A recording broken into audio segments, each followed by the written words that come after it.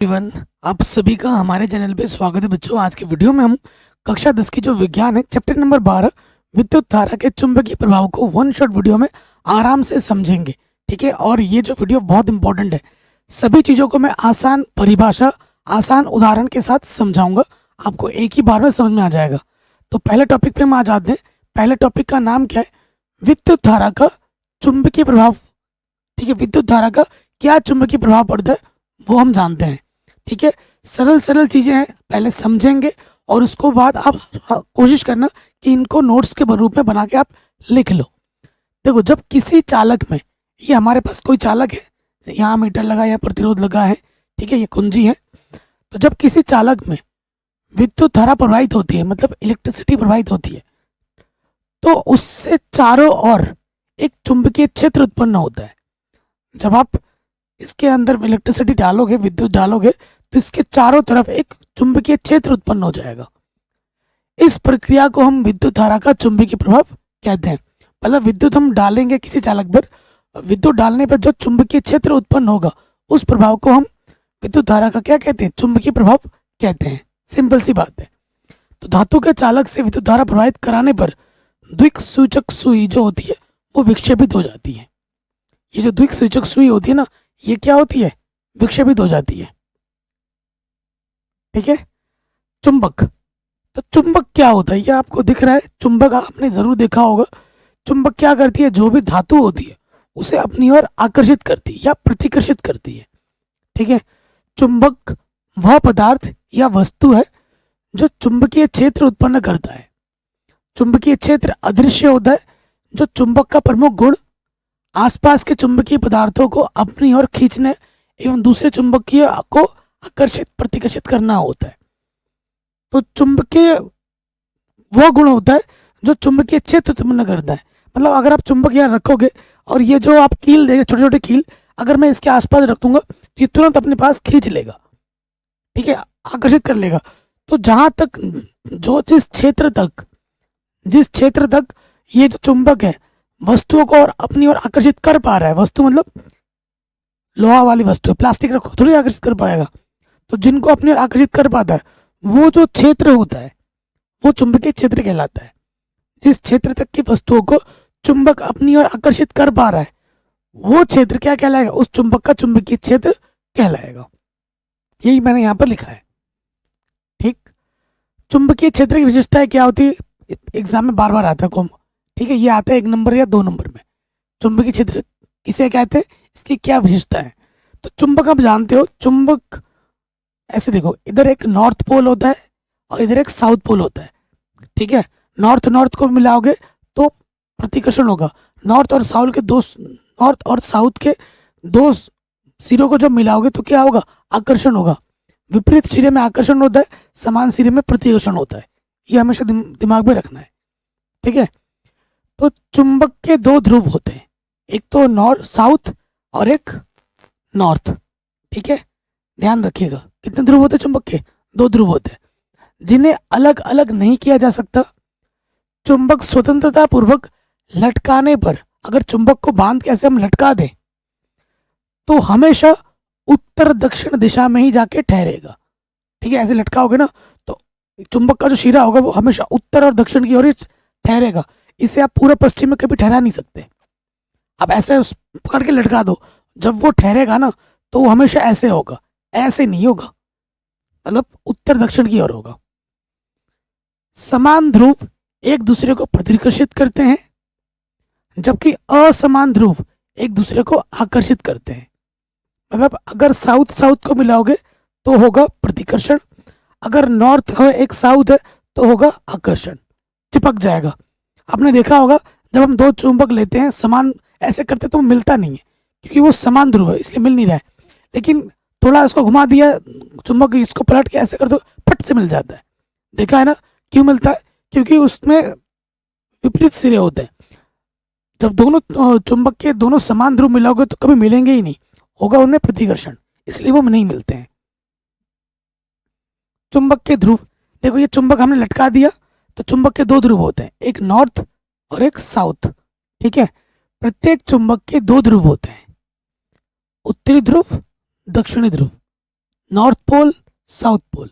ठीक है, उत्तरी ध्रुव क्या होता है? चुंबक का वह सिरा जो उत्तर दिशा की ओर संकेत करता है। लटका दिया, उत्तर की ओर जो संकेत कर रहा है वो क्या हो जाएगा? उत्तरी ध्रुव। जो दक्षिण की ओर कर रहा है वो क्या हो जाएगा? दक्षिणी ध्रुव। तो चुंबक का वह सिरा जो उत्तर दिशा की ओर संकेत करता है उसे हम उत्तरी ध्रुव कहते हैं। आई बात समझ में? और दक्षिणी ध्रुव क्या होता है? चुंबक का वह सिरा जो दक्षिण दिशा की ओर संकेत करता है उसे हम दक्षिणी ध्रुव कहते हैं। आई बात समझ में? नेक्स्ट, चुंबकीय क्षेत्र। मैंने बोला चुंबकीय क्षेत्र क्या होगा? चुंबक जहां तक वस्तुओं को अपनी ओर आकर्षित कर पा रहा है वो क्षेत्र क्या कहलाएगा? चुंबकीय क्षेत्र कहलाएगा। सीधी सी बात है। ठीक है, तो चुंबक के आसपास का वह क्षेत्र जहां तक उसका प्रभाव होता है, प्रभाव का मतलब जहां तक वो वस्तु को आकर्षित कर पा रहा है, चुंबकीय क्षेत्र कहलाता है। इस क्षेत्र में चुंबक के ध्रुवों के बीच बल कार्य करते हैं, आकर्षण प्रतिकर्षण बल कार्य करते हैं। चुंबकीय क्षेत्र का जो SI मात्रक होता है वो टेस्ला होता है। वो क्या होता है? टेस्ला। एक नंबर में आ जाता है ऑब्जेक्टिव में कि चुंबकीय क्षेत्र का मात्रक क्या है, तो उसे हम क्या कहते हैं? टेस्ला कहते हैं। ठीक है, ये वैज्ञानिक के नाम पे पढ़ा है। चुंबकीय क्षेत्र में एक स्थानीय दिशा और मात्रा होती है जिसे परिमाण और दिशा दोनों शामिल होते हैं। तो ये जो चुंबकीय क्षेत्र है ये क्या, एक सदिश राशि है। अब सदिश राशि क्या होती है, अदिश राशि क्या होती है, कक्षा 9 विज्ञान में पढ़ा होगा। ठीक है, सदिश राशि क्या होती है? जिसमें दिशा और परिमाण दोनों पता होता है। अदिश क्या होती है? दिशा और परिमाण में से कोई एक पता होता है। इस क्षेत्र की दिशा उस सिरे की ओर होती है जिससे उत्तरी ध्रुव या दक्षिण ध्रुव का गति होता है। ठीक है, तो ये होते हैं चुंबकीय क्षेत्र और उनके गुण। अब हम बात करेंगे चुंबकीय क्षेत्र रेखा। इस पर एग्जाम में प्रश्न बन जाता है 2 नंबर का। चुंबकीय क्षेत्र रेखाएं क्या होती हैं, इसके क्या गुण हैं? दो चुंबकीय क्षेत्र रेखाएं आपस में क्यों नहीं मिलती हैं एक ही बिंदु पर? इस पर भी क्वेश्चन आता है। देखो, ये चुंबक है हमारा लाल लाल, और ये साउथ पोल है, ये नॉर्थ पोल है, उत्तरी ध्रुव दक्षिण ध्रुव। ठीक है, और ये जो रेखा आप देख रहे हैं ये रेखा वास्तव में हमें खुली आंखों से नहीं दिखता है, इसको हम बस अनुभव कर सकते हैं। ठीक है, और ये जो रेखा आप दिख रहे हैं ना आसमानी कलर में, ये चुंबकीय क्षेत्र रेखा है। तो चुंबक के चारों ओर विभिन्न अदृश्य रेखाएं होती हैं। ये रेखाएं कैसी होती हैं? अदृश्य, आंखों से नहीं दिखती, जो उत्तरी ध्रुव से प्रकट होती हैं, उत्तरी ध्रुव से प्रकट होती हैं और दक्षिण ध्रुव पर विलीन होती है। यहां से प्रकट होगी और यहां पर आके क्या होगी? खत्म होगी। इन रेखाओं को चुंबकीय क्षेत्र रेखाएं कहा जाता है। ठीक है, ये जो रेखाएं उत्तर से स्टार्ट होगी, दक्षिण में आके खत्म होगी, इन रेखाओं को हम क्या कहते हैं? चुंबकीय क्षेत्र रेखाएं कहते हैं। अब इनके गुण की बात करते हैं। गुण पे आधारित प्रश्न एग्जाम में आ जाता है। चुंबकीय क्षेत्र रेखाओं के गुण क्या है? चुंबकीय बल रेखाएं वक्राकार बनाती हैं। ये जो रेखा है ये वक्र के रूप में होती है। ये देखो, यहां से आएगा ये। ठीक है, ऊपर से उत्तर से दक्षिण में आएगी, नीचे से भी उत्तर से दक्षिण में आएगी। यहाँ देखो, हमेशा उत्तर से दक्षिण की ओर ही जाएगी, चाहे ऊपर से हो चाहे नीचे से हो। और ये जो रेखा है ये मिलके क्या बनाती है? एक वक्र बनाती है। ये क्या बनाती है? एक वक्र बनाती है। चुंबकीय क्षेत्र की प्रबलता को क्षेत्र रेखाओं की निकटता की कोटि द्वारा दर्शाया जाता है। ये जो प्रबलता है, ये क्षेत्र रेखाएं कितने आसपास हैं उनके आधार पर हम उसकी प्रबलता को बता सकते हैं। अगर ज्यादा पास पास होगा तो प्रबल होगा, दूर दूर होगा तो प्रबल नहीं होगा। ठीक है, अर्थात जहां पर चुंबकीय क्षेत्र रेखाएं अपेक्षाकृत अधिक निकट होती हैं वहां अधिक प्रबल चुंबकीय क्षेत्र होता है। मैंने बोला क्षेत्र रेखाएं जितनी ज्यादा घनी होंगी चुंबकीय क्षेत्र उतना ज्यादा होगा, जितनी ये दूर दूर होंगी उतना क्षेत्र कम होगा। चुंबकीय बल रेखाएं जितनी कम होंगी उतना उसकी तीव्रता भी कम होगा। चुंबकीय बल रेखाएं कम होने पर चुंबक की तीव्रता भी कम हो जाती है। ठीक है, हाँ, ये जो टॉपिक है ये वाला, ये बहुत इंपॉर्टेंट है, इस पे क्वेश्चन भी बन जाता है। वैसे तो पूरा आता है, स्पेशली इस पे भी क्वेश्चन आ जाता है, सिर्फ इस टॉपिक पे भी क्वेश्चन बनता हुआ आता है बोर्ड एग्जाम में। क्या है? दो चुंबकीय क्षेत्र रेखाएं कहीं भी एक दूसरे को प्रतिच्छेद नहीं करती। देखो, ये जो चुंबकीय क्षेत्र है और ये चुंबकीय क्षेत्र है, ये कहीं पर आकर प्रतिच्छेद कर रही हैं? ऐसे ऐसे कट कर रही हैं? नहीं कर रही, कोई सा भी नहीं करेगा। ठीक है, एक दूसरे को प्रतिच्छेद नहीं करती, क्योंकि यदि वे प्रतिच्छेद करती तो इसका अर्थ क्या होता? अगर मान लो ये रेखा और ये रेखा एक जगह आपके प्रतिच्छेद कर रही है, तो एक ही पॉइंट पे दो दिशाएं बताएंगी वो अलग अलग, जो कि असंभव हो। ठीक है, देखो, यदि वे प्रतिच्छेद करती हैं तो इसका अर्थ यह है कि उस बिंदु पर दो अलग अलग दिशाओं में चुंबकीय क्षेत्र मौजूद है, जो कि असंभव है। ठीक है, ये एग्जाम में आता है, ये चित्र बनाना है।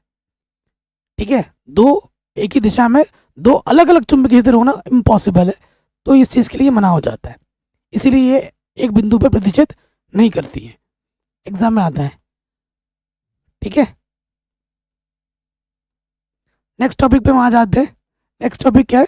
सीधे चालक से विद्युत धारा प्रवाहित होने के कारण चुंबकीय क्षेत्र क्या होता है? ये हमारा एक सीधा चालक है, यहाँ देखो बैटरी लगी है, ये प्रतिरोध है, ये अमीटर है, ये कुंजी है। ठीक है, ये सीधा चालक है। तो सीधे चालक से विद्युत धारा प्रवाहित होने पर उसके चारों ओर चुंबकीय क्षेत्र उत्पन्न होता है। विद्युत धारा प्रवाहित करोगे, चुंबकीय क्षेत्र उत्पन्न जरूर होगा, है कि नहीं? इस चुंबकीय क्षेत्र को संकेंद्रीय वृत्तों के रूप में दर्शाया जा सकता है। ठीक है, इस चुंबकीय क्षेत्र को ना, ये देख रहे हैं आप, संकेंद्रीय वृत्तों के रूप में हम दर्शा सकते हैं, ऐसे ऐसे। संकेंद्रीय का मतलब जिनका केंद्र एक ही होता है, इस रूप में हम दर्शा सकते हैं। ये हमारे क्या है? चुंबकीय क्षेत्र है। ठीक है, चुंबकीय क्षेत्र की दिशा दाहिने हाथ के अंगुष्ठ नियम द्वारा निर्धारित की जाती है। दाहिने हाथ का अंगुष्ठ नियम क्या है, ये हम आगे पढ़ेंगे डिटेल में। ठीक है, एग्जाम में अलग से आ जाता है, वेरी वेरी इंपॉर्टेंट है, 2 नंबर में आता है। चुंबकीय क्षेत्र की तीव्रता धारा की शक्ति और चालकता से दूरी पर निर्भर करती है। चुंबकीय क्षेत्र क्या होता है? चालक से दूरी के क्या होती है? व्युत्क्रमानुपाती है। चालक से दूरी जितनी ज्यादा होगी, चुंबकीय क्षेत्र उतना कम होगा। चालक से दूरी जितनी कम होगी, चुंबकीय क्षेत्र उतना अधिक होगा। ठीक है, तो ये आप लिख दोगे। चालक के नजदीक वाले वृत्त, ये देखो, ये चालक के जो नजदीक वाला वृत्त है, ठीक है, निकट निकट होते हैं जहां चुंबकीय क्षेत्र की तीव्रता अधिक होती है। जैसे जैसे ये दूर जाएगा, वैसे वैसे ये चुंबकीय क्षेत्र की तीव्रता कम होती जाएगी। जितना नजदीक होगा उतना ज्यादा होगा, जितना दूर जाएगा उतना कम होगा। ठीक है, समझ गए होंगे आराम से। हाँ, मैंने बोला अंगुष्ठ का नियम आएगा, बहुत इंपॉर्टेंट है, एग्जाम में आता है हर साल लगभग, क्योंकि जब से सिलेबस कम हुआ है तब से तो और ज्यादा इंपॉर्टेंट हो गया। क्या है? दाएं हाथ का अंगुष्ठ नियम। ये आप दाएं हाथ देख रहे हैं, इसको आप ऐसे पकड़ोगे, ऐसे मुट्ठी बंद कर दोगे, ऐसे मुट्ठी बंद कर दोगे, ये हमारा अंगूठा है, नीचे की तरफ जा रहा है। तो ये जो हमारा अंगूठा होता है, ये बताता है विद्युत धारा की दिशा। ये क्या बताता है? विद्युत धारा की दिशा, हमारा ये अंगूठा, ये वाला। और ये जो हमारी उंगलियां हैं, उंगली का जो ऐसे मुड़ा पड़ा है, ये क्या बताता है? ये हमारी ये जो उंगलियां हैं, ये बताती है चुंबकीय क्षेत्र किस दिशा में है, किस और है। तो अंगुष्ठ का नियम आप कैसे लिखोगे? दक्षिण हस्त अंगुष्ठ नियम के अनुसार यदि हम अपने दाहिने हाथ में विद्युत धारावाही चालक को इस प्रकार पकड़े, विद्युत धारावाही चालक को हम इस प्रकार पकड़े कि हमारा अंगूठा विद्युत धारा की दिशा की ओर संकेत करे। हमारा ये जो अंगूठा है किसकी ओर संकेत करे? विद्युत धारा की दिशा की ओर संकेत करे। तो हमारी जो उंगलियां होंगी, ये जो हमारी उंगलियां होंगी, ठीक है, ये किसकी ओर संकेत करेगी? चुंबकीय क्षेत्र रेखा की ओर संकेत करेगी, चुंबकीय क्षेत्र की दिशा की ओर संकेत करेंगी। ठीक है, तो इसे हम मैक्सवेल का कॉर्क स्क्रू नियम भी कहते हैं। अगर एग्जाम में ऐसा आ जाए कि मैक्सवेल का कॉर्क स्क्रू नियम लिखो, आप कहोगे सर हमें तो पढ़ा ही नहीं गया, हमें तो पता ही नहीं है, हमने तो कभी देखा ही नहीं है। तो भाई, जो दक्षिण हस्त का अंगुष्ठ नियम है उसे ही हम कहते हैं मैक्सवेल का कॉर्क स्क्रू नियम भी। ठीक है, दिमाग में रख लीजिए। ठीक है, जैसे रेडॉक्स अभिक्रिया होती है, जिसे हम अपउपचय अभिक्रिया भी कहते हैं, सेम चीज है। दक्षिण हस्त अंगुष्ठ का नियम को हम क्या कहते हैं? मैक्सवेल का कॉर्क स्क्रू नियम भी कहते हैं। ठीक है, तो इसे एक बार पढ़ोगे और एक बार चित्र बना लो प्रॉपर। अंगूठा क्या बताता है? विद्युत धारा। उंगलियां क्या बताती है? विद्युत क्षेत्र की चुंबकीय रेखाओं को दिखाता है। That's it. जब हम दाएं हाथ की उंगली को इस प्रकार पकड़ेंगे धारावाही चालक को कि हमारा जो अंगूठा है वो विद्युत धारा की दिशा को दर्शाता है और हमारी जो उंगलियां होती हैं वो चुंबकीय क्षेत्र रेखाओं को दर्शाती है। सिंपल। तो ये होता है दक्षिण हस्त अंगुष्ठ का नियम। नेक्स्ट बात करते हैं, अगला टॉपिक क्या है, विद्युत धारावाही वृत्ताकार पाश के कारण चुंबकीय क्षेत्र। ठीक है, ये जो वृत्ताकार पाश देख रहे हैं इनके कारण क्या चुंबकीय क्षेत्र होता है वो हमें बताना है। चुंबकीय क्षेत्र प्रत्येक बिंदु पर संकेंद्री वृत्तों द्वारा दर्शाया जाता है। ठीक है, चुंबकीय क्षेत्र इनके द्वारा दर्शाया जाता है, संकेंद्री वृत्तों के द्वारा। ओके, किसी विद्युत धारावाही पाश के प्रत्येक बिंदु पर उसके चारों ओर उत्पन्न चुंबकीय क्षेत्र को प्रकट करने वाले संकेंद्री वृत्तों का आकार तार से दूर जाने पर लगातार बड़ा होता जाता है। ठीक है, जैसे जैसे ये तार से दूर जाएगा वैसे वैसे ये क्या होगा, बड़ा होता जाएगा। जब वृत्ताकार पाश के केंद्र पर पहुंचते हैं तो इन वृत्त वृत्तों के चाप सरल रेखा जैसे लगने लगते हैं। देखो, जैसे जैसे यहां से ये दूर जाएगा ये चाप जो होता है वो बड़ा होता जाएगा, ये चाप क्या होगा, बड़ा होता जाएगा। और जैसे जैसे वृत्त के केंद्र तक पहुंचेगा ये चाप फिर क्या बन जाएगा, एक सरल रेखा बन जाएगी। क्या बन जाएगी, एक सीधी रेखा जैसी बन जाएगी। पाश के भीतर सभी चुंबकीय क्षेत्र रेखाएं एक ही दिशा में होती हैं। इसके अंदर सारी जो चुंबकीय क्षेत्र रेखाएं वो एक ही दिशा की ओर होंगी। देख रहे हो, सारा एक ही दिशा की ओर होता है। ठीक है, तो यह है, सिंपल है। अगला क्वेश्चन है, विद्युत धारावाही वृत्ताकार पाश के चुंबकीय क्षेत्र रेखाओं को प्रभावित करने वाले कौन से कारक हैं। ठीक है, इसको प्रभावित करने वाले कौन से कारक है ये हमें बताना है। तो दो चीज है, धारा की तीव्रता है और फेरों की संख्या है। ठीक है, तो इसमें कितनी तीव्रता से बह रहा है धारा वो मैटर करता है, और इसमें फेरों की संख्या कितनी है वो भी मैटर करता है। देखो, वृत्ताकार पाश में प्रभावित धारा की तीव्रता जितना अधिक होगा चुंबकीय क्षेत्र की तीव्रता उतनी ही ज्यादा होगी। जितनी ज्यादा मात्रा में हमारे इसके अंदर विद्युत धारा बह रही होगी उतनी ज्यादा मात्रा में क्या होगी, चुंबकीय क्षेत्र की तीव्रता होगी, सीधी सी बात है। उसके बाद बात करते हैं फेरों की संख्या। इसमें कितने फेरे हैं, पाश में फेरों की संख्या जितनी अधिक होती है चुंबकीय क्षेत्र की तीव्रता उतनी ही अधिक होगी। जितना ज्यादा फेरा होगा इसमें, ठीक है, जितना ज्यादा फेरा होगा इसमें उतनी ज्यादा उसके चुंबकीय क्षेत्र की तीव्रता होगी। तो जितना ज्यादा धारा बहेगा उतना ज्यादा चुंबकीय क्षेत्र की तीव्रता होगी।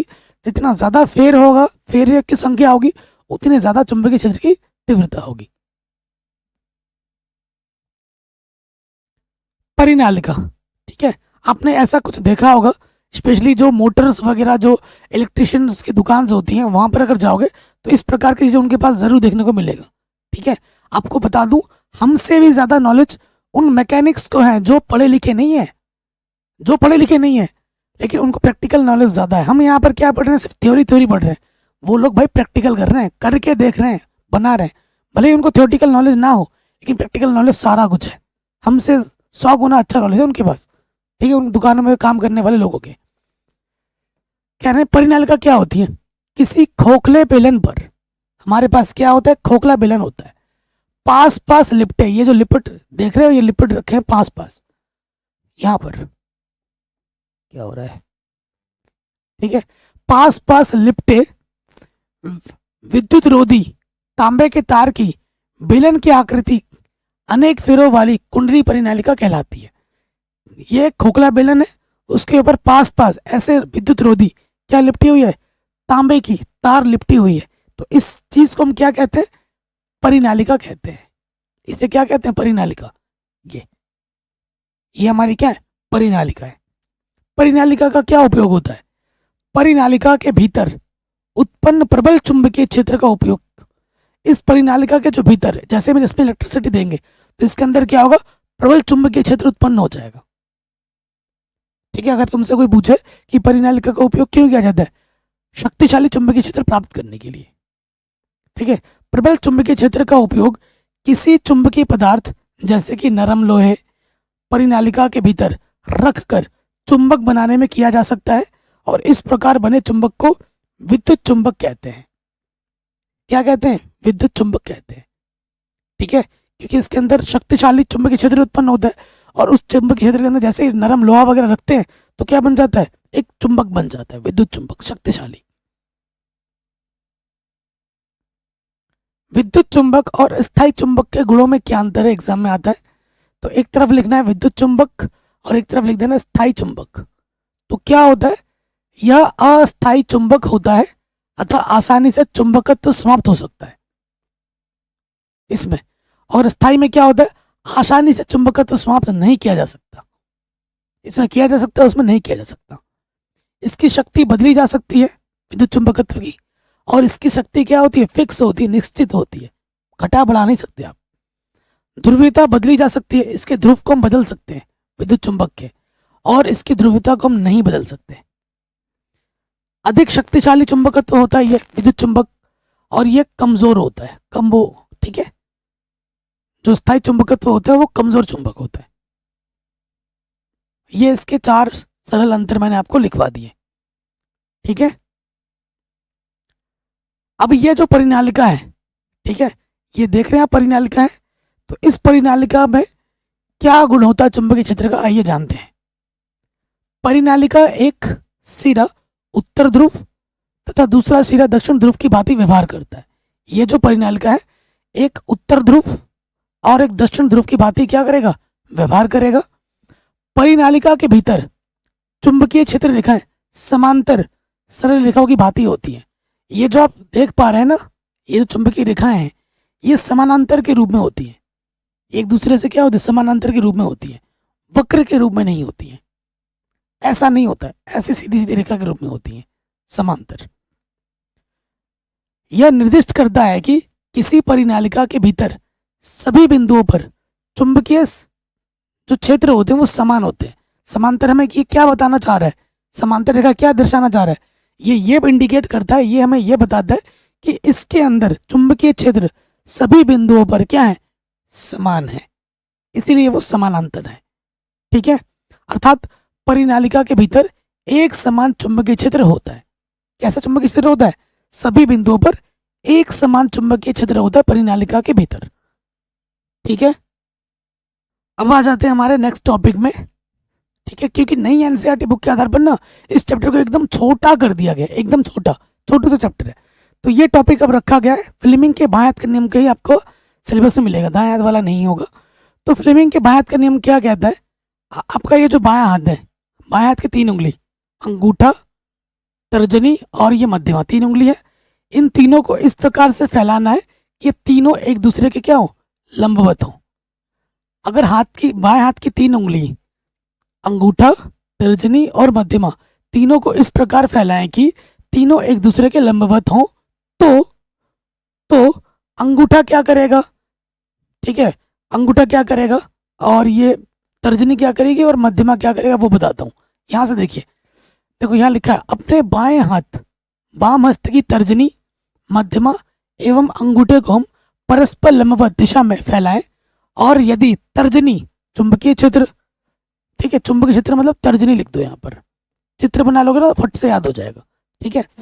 तर्जनी चुंबकीय क्षेत्र की दिशा, मध्यमा चालक में प्रवाहित विद्युत धारा की दिशा, ये मध्यमा, ये हमारा मध्यमा है, मध्यमा विद्युत धारा की दिशा, तर्जनी मध्यमा, और ये फिर क्या हो जाएगा, अंगूठा।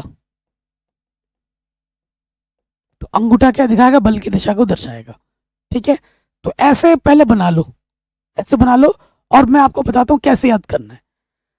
तो ऐसे लिखोगे, फ्लेमिंग के बाएं हाथ के नियमानुसार अगर बाएं हाथ की 3 उंगली, अंगूठा, तर्जनी और मध्यमा को इस प्रकार फैलाएं कि यह तीनों एक दूसरे के लंबवत हो, तो तर्जनी चुंबकीय क्षेत्र की दिशा, मध्यमा विद्युत धारा की दिशा तथा अंगूठा बल की दिशा को दर्शाएगा। यही फ्लेमिंग के बाएं हाथ का नियम है, ठीक है। मैंने किससे देख के बोला, इसे देख के बोला, रटा नहीं रटा, मैंने बस इस डायग्राम, इस चित्र को देखा और परिभाषा बना दी।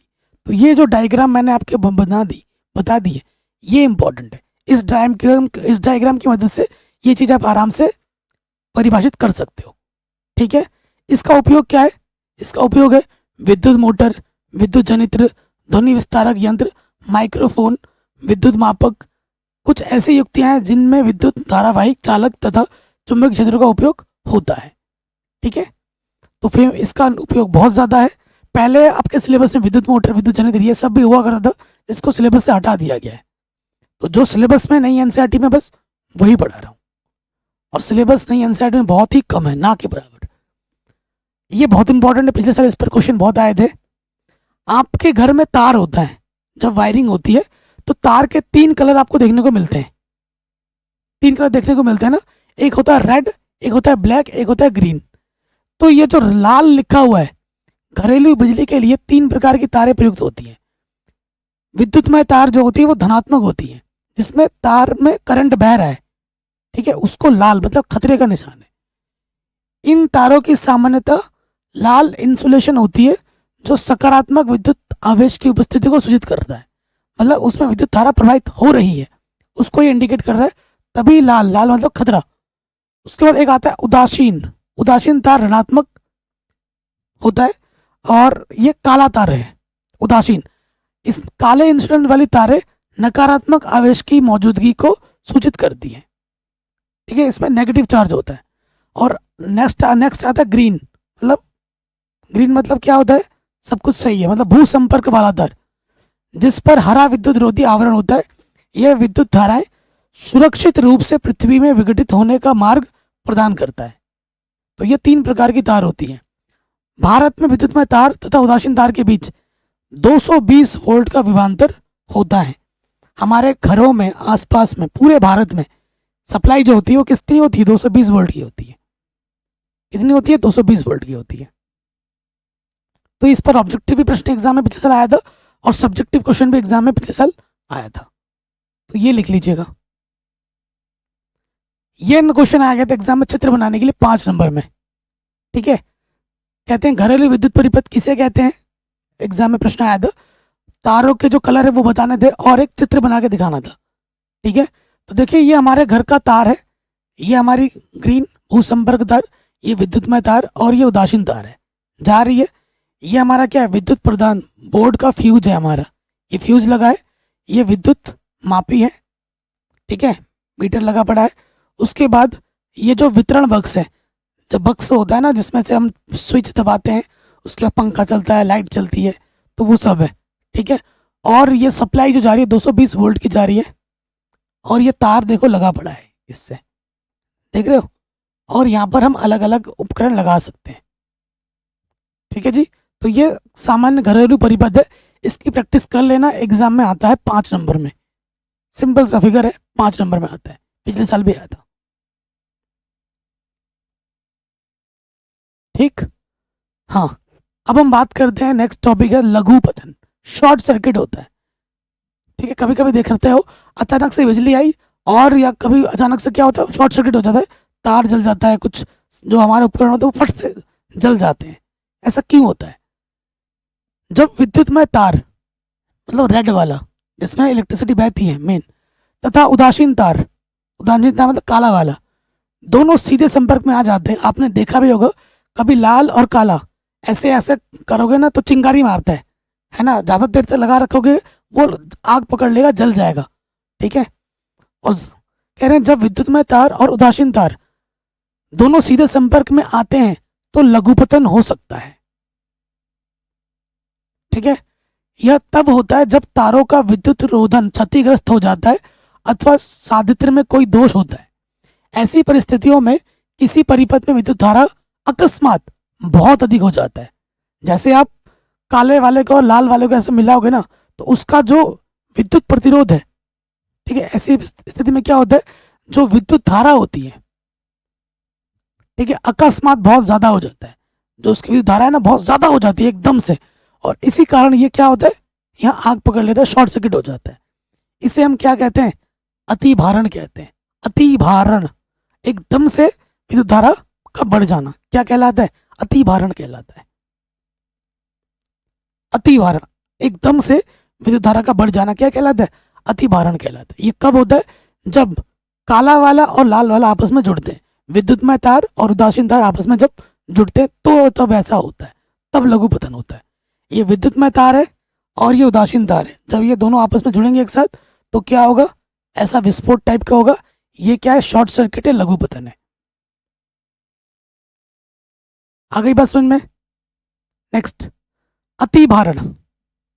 ये क्या होता है, जब किसी परिपथ में अत्यधिक विद्युत धारा प्रवाहित हो रही है, ठीक है, आप क्या करते हो, आपके पास एक सर्किट है, ठीक है, आप बाजार से वो खरीद के लाते हो, इसी में पंखा घुसेड़ दिया, इसी में फ्रिज का घुसेड़ दिया, इसी में टीवी का घुसेड़ दिया, सारा घुसेड़ दिया प्लग इसके अंदर, खाली छोड़ा ही नहीं, तो एकदम से इस पर लोड बहुत पड़ जाएगा। क्या होगा, जब किसी परिपथ में अत्यधिक विद्युत धारा प्रवाहित हो रही होती है तो इसका कारण हो सकता है कि एक ही सॉकेट से कई युक्तियों को संयोजित किया गया हो, एक ही सॉकेट से कई सारी युक्तियों को संयोजित किया गया हो। इसको उस परिपथ में अति भारण, ओवरलोडिंग, ओवरलोडिंग कहते हैं। अति भारण की स्थिति में अत्यधिक विद्युत धारा प्रवाहित होने के कारण विद्युत उपकरण अत्यधिक गर्म होकर जल सकते हैं। कभी कभी देखा हो ना, जिस प्लग में आप बार बार घुसेड़ते हो तो वो अति भारण, ओवरलोड के कारण वहां पर वो जल भी जाता है, पिघल जाता है। ऐसा आपने देखा होगा, कैपेसिटी होती है हर चीज की। अति भारण का कारण क्या होता है मेरे भाई, आपूर्ति वोल्टता में दुर्घटनावश होने वाली वृद्धि हो जाती है। एक ही सॉकेट में बहुत से विद्युत साधित्रों का संयोजन करना भी ये इसका एक कारण है, अति भारण का, ओवरलोडिंग का। पुराने जमानों में क्या होता था, विद्युत फ्यूज का प्रयोग ज्यादा होता था, अब तो ना के बराबर आ गया है। अब तो ऑटोमेटिक कट डाउन अप हो जाता है ना, जैसे ही बढ़ता है वो अपने आप नीचे गिर जाता है। क्या बोलते हैं उसको, मेरे को नाम नहीं याद आ रहा है, एमसी या कुछ ऐसे नाम करके है। सुरक्षा युक्तियां क्या है जिनसे हम अतिभारण को बचा सकते हैं। पहला तो है विद्युत फ्यूज, ठीक है, ये होता है विद्युत फ्यूज, पुराने जमाने में इसका ज्यादा यूज होता था। फ्यूज एक उपकरण है जिसका उपयोग सर्किट को ओवरलोड से बचाने और सर्किट की सुरक्षा सुनिश्चित करने के लिए प्रयोग किया जाता है। यह चीनी मिट्टी, कांच से बनता है।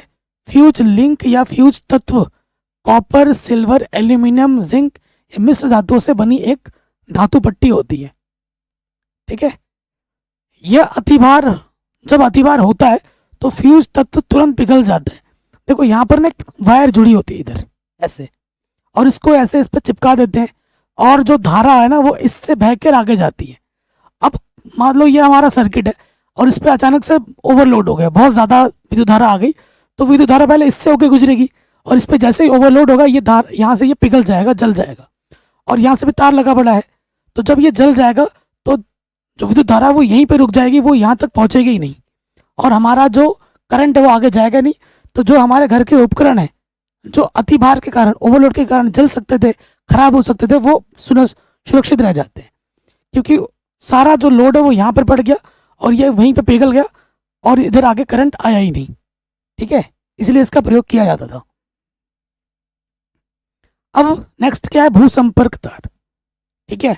अभी कुछ 6 महीने पहले मेरे एक जीजा जी की डेथ हुई थी इसी करंट लगने की वजह से घर पे, ठीक है। डेली देखो, डेली काम कर रहे हैं वो, डेली वो मोटर जो घर में होता है ना, जो मोटर जिससे आप पानी भरते हो, नहाते हो, स्विच ऑन ऑफ करते हो, उसी मोटर में वो डेली का काम है। वो पूजा देने के लिए बर्तन धो रहे थे, वो गए और उन्होंने जला ऐसा दबाया और वो दबाने वहीं दब के रह गए, कोई था नहीं देखने वाला, वहीं पे उनकी डेथ हो गई, वहीं उनकी डेथ हो गई। तो क्यों हुआ, क्योंकि उनके घर पे ये जो अर्थिंग का काम होता है वो नहीं किया गया था। तो जो भी आपके घर में है, जो जितने भी सर्किट्स है ना, तो ऐसे सडन डेथ ना हो उसके लिए आप इसको ये चीज़ करनी चाहिए सुरक्षा के लिए, ठीक है। इससे क्या होता है, जो चीज़ें होती है ना वो सही रहता है, जो सारा भार होता है, सारा जो ओवरलोड होता है वो यहाँ चला जाता है। कैसे होता है, भूसंपर्क तार हरे रंग के विद्युत रोधी आवरण से ढकी रहने वाली वह सुरक्षा तार है जो घर के निकट भूमि के भीतर बहुत गहराई पर दबी धातु की प्लेट से संयोजित रहती है, ठीक है।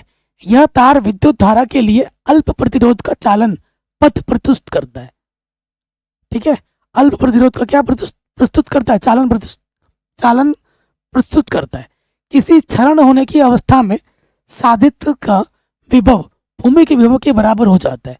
जो साधित्र का विभव है और जो भूमि का विभव है वो क्या हो जाते हैं, उस टाइम पे बराबर हो जाते हैं, जिसके परिणाम स्वरूप साधित्र का उपयोग करने वाले व्यक्ति की तीव्र विद्युत आघात से सुरक्षा हो जाती है। जो मेरे जीजा की डेथ हुई थी, अगर वो उस टाइम पे ये चीज़ होती तो जब उनको करंट लग रहा था, उनका जो करंट का जो वो चीज़ था ना, वो ज़मीन उसको क्या कर लेती, अर्थिंग होने पर अब्जॉर्व कर लेती, तो उनको झटका कम लगता। ये चीज़ नहीं थी तो झटका पूरा उन पे चला गया और ऑन द स्पॉट उनकी डेथ हो गई। ठीक है, ये चीज़ आप लोग अपने फैमिली में, अपने घरों में ज़रूर किया करो, इससे आप सुरक्षित रहोगे। और कभी भी बिजली की चीज़ों के लिए हमेशा सुरक्षा रहना है, कैजुअल नहीं रहना है। जहान है तो जहान है। हमारी छोटी सी गलती हमारे हमारे लिए और हमारी फैमिली के लिए भारी पड़ जाती है कि नहीं? तो हमेशा सचेत रहना है इन सब चीज़ों को लेकर। हाँ हाँ, जिसकी मैं बात कर रहा था, हाँ, MCB बोलते हैं, MCB। अब ये ट्रेंडिंग में चल रहा है। ठीक है, मेरे पूरे सर्किट में मेरे घर पे मैंने ये लगा रखा है। ठीक है, कभी भी ऐसा होगा तो ऑटो कट नीचे हो जाता है अपने आप। ठीक है, तो आजकल ये बहुत चल रहा है, ट्रेंडिंग जमाना है ना। इसे बोलते हैं मिनिएचर सर्किट ब्रेकर, MCB। ये एक ऐसा उपकरण है जो किसी सर्किट को स्वचालित रूप से अपने ऑटोमेटिकली, ठीक है, के माध्यम से रिमोट कंट्रोल से ये क्या करता है, कंट्रोल करता है। ओवरलोड या शॉर्ट सर्किट का असुरक्षित मान सर्किट ब्रेकर के माध्यम से जुड़े सर्किट में प्रवाह करने का प्रयास करता है। ठीक है, जो जब भी ओवरलोड होता है वो इसी के थ्रू ही जाएगा आगे। इस तरह यह अति भारण या शॉर्ट सर्किट धारा जैसे दोषों के दौरान बिजली की आपूर्ति से छूट देकर जुड़े सर्किट की रक्षा करता है। जैसे ही ओवरलोड होता है, ये सर्किट क्या होता है, यहाँ पे ये जो प्लग होता है ऑटोमेटिकली नीचे गिर जाता है। जैसे नीचे गिरेगा, यहाँ पर अंदर उसका जो विद्युत रास्ता है वो बंद हो गया, तो वो आगे जाएगा ही नहीं, आगे तक नहीं जाएगा, तो हमारे सारे उपकरण सुरक्षित रहते हैं। ये ऑटो कट मोड पे चलता है। जैसे ही ऐसा होगा ना, तुरंत से नीचे गिर जाएगा और फिर आपको खुद जाके उसको ऊपर उठाना पड़ता है ऐसे हाथ से। तो इसे कहते हैं MCB। शानदार चीज़ है। तो इस छोटे से वीडियो में मैंने आई थिंक 30 से 40 मिनट के अंदर मैंने सारे जो कॉन्सेप्ट है वो समझा दिए हैं। आपको सर इतना छोटा सा वीडियो, क्योंकि छोटा सा ही चैप्टर है, ज़्यादा टॉपिक है ही नहीं इसमें, तो जितना मैंने पढ़ाया उन्हीं में से ही क्वेश्चन आएगा, इससे बाहर से एक क्वेश्चन नहीं आएगा, ये मेरा दावा है। बाकी मैंने चैप्टर वाइज इंपॉर्टेंट क्वेश्चंस करा रखे, जिसकी लिंक्स मिल जाएगी आपको डिस्क्रिप्शन पे, तो डिस्क्रिप्शन आप जरूर चेक कर लें। जय हिंद।